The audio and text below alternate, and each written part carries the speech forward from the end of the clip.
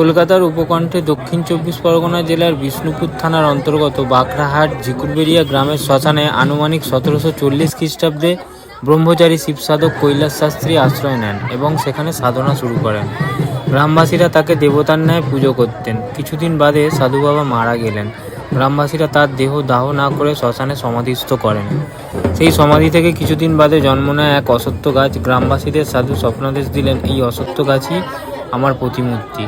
আমি স্বয়ং শিবশম্ভু ব্রহ্ম তারকনাথ। আজও বিগ্রহহীন এই মন্দিরে অশ্বত্থ গাছই দেবতা। মানত পূরণে লোকে দূর দূরান্ত থেকে ঢাক ঢোল বাদ্যি বাজিয়ে পুজো দিতে আসেন। শিশুর মুখে প্রসাদ, মস্তক মুন্ডন, চাকরি কামনা, সন্তান কামনা, কঠিন ব্যাধি সবেরই বড় ভরসা বড় কাচারি।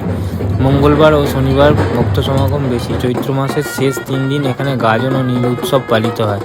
আশা করি ভিডিওটি আপনাদের ভালো লেগেছে। পারলে আপনারাও একবার বড়